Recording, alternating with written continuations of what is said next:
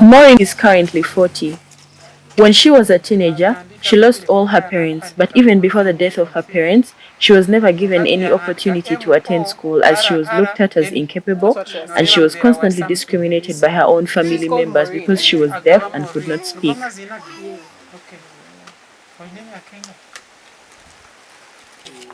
After the death of her parents, life became tougher and she later decided to start working as a maid in people's homes, but she was always mistreated and discriminated. She says that in 2004, she was working on a tailoring machine in Mbarara. Because she never had the opportunity to clearly communicate using sign language, a lot of men used to come up to her. They used to ask for her sexual favors, which she says she used to reject. They would always want to force her to have affairs with them.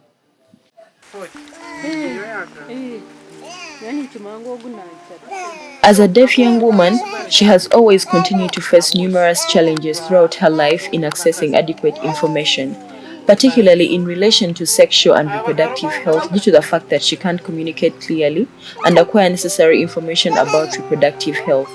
She will always require someone to interpret for her whatever kind of information she would need to acquire.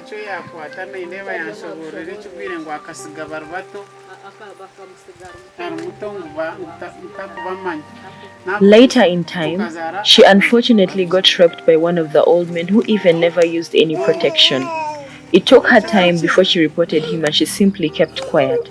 She was very cross about it. She had never agreed to what he did to her.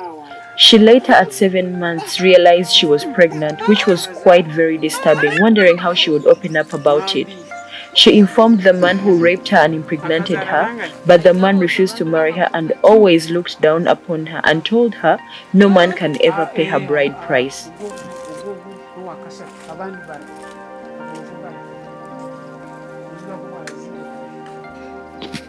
She later ended up delivering a bouncing baby boy. The same man came back and wanted to rape her again, but this time she was so careful that she refused. After giving birth, life became hell as she always slept on an empty stomach. No food, no shelter, no one wanted to stay or help her because she had a child and that they expected her to be at her man's place. Something she says was so hurting.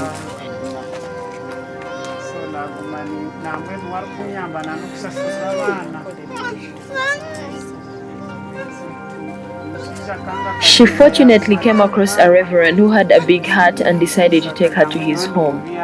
She started working as a maid.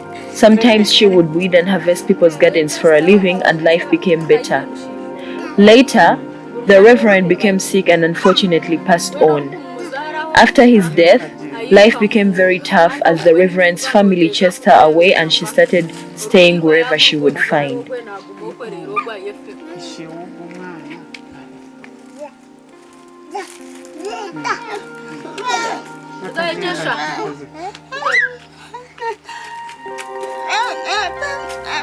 One man who had a shop nearby started providing support and he one day invited her to his home.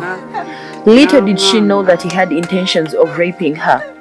He forcefully raped her and also dumped her. With time, another man did the same and she now has 3 children from 3 different men and are all products of rape.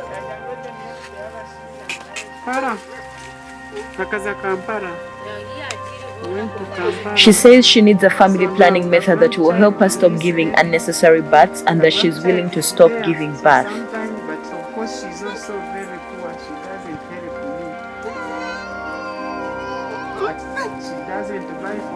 She then decided to relocate to a very small portion of land that was for her family.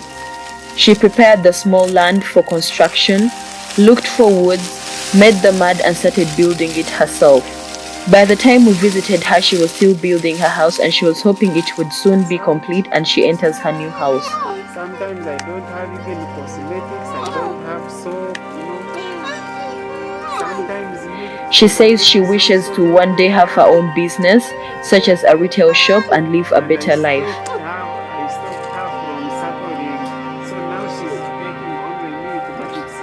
A lot of deaf women are being raped and it is going unreported. And as Spero Child International, we believe what happened to her is happening to other women outside there as well. We therefore call upon those in authorities to make services easily accessible through provision of interpreters in health facilities at all levels and making information easily accessible by all. We wish Maureen a happy and a better life ahead. That is a thank you sign. She's saying thank you. So how do you reply? You are welcome. Welcome. Welcome.